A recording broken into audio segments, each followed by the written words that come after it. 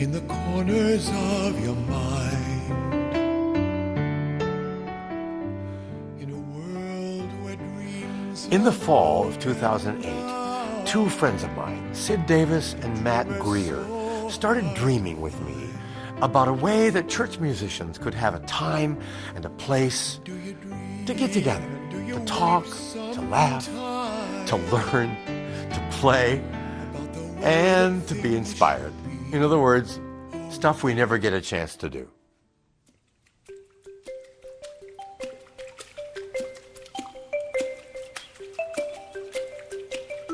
In 2009, the dream was realized.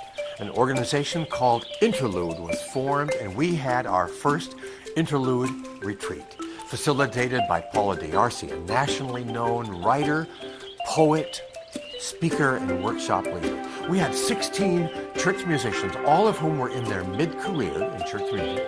And just as we hoped, this time away from the deadlines and demands of producing week after week for service after service was like an offering of cool water for parched souls.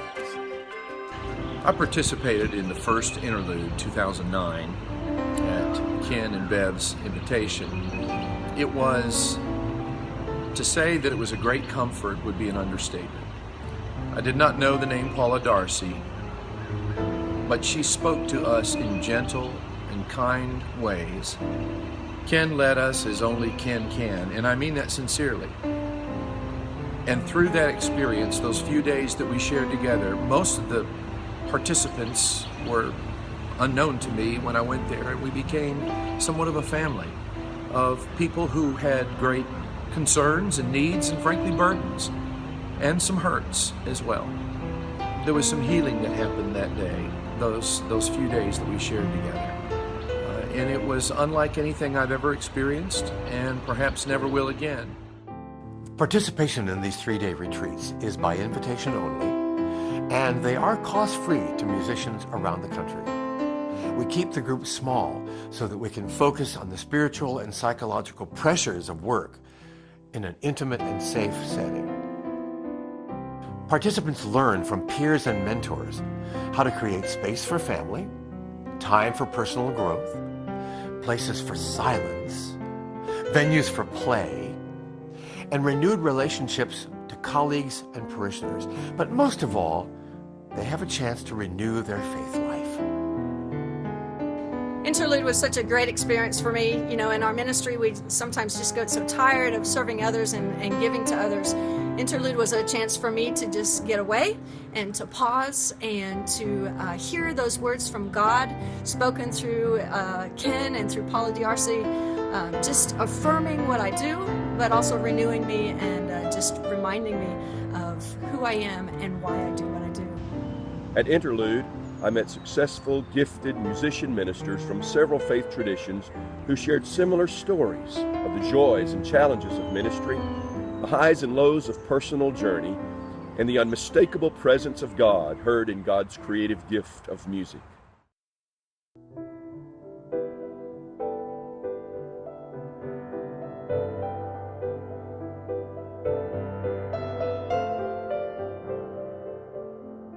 Interlude retreats have been so successful, we decided to brave a second dream of more specialized workshops and conferences. The first of these is an annual conference for pastor and musician teams, giving them a time and a place to confront issues that affect their work life together. Led by a group of pastors and musicians who've demonstrated the ability to work closely with each other, we want to focus on communication skills, developing new ideas for putting worship events together, and reimagining the place of the arts in the total life of the congregation. We see these workshops as being partially paid by the attendees, but supplemented by Interlude as well. Our second annual conference that we propose is especially for composers and songwriters. We want to foster a dialogue between pastors and teachers, church musicians, schools of music, music publishers, and composers around this very significant question.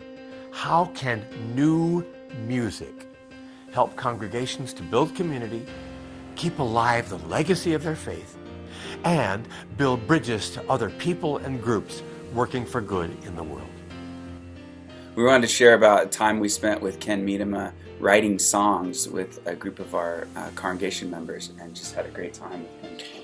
Ken was here last fall, and we brought together about 12 people who were interested in songwriting, and he encouraged us and gave them the skills and the tools to do that, and we created 5 songs for the Advent season. It was great. Yeah, our congregation loved it, and Ken was such a huge part of that. We're really thankful.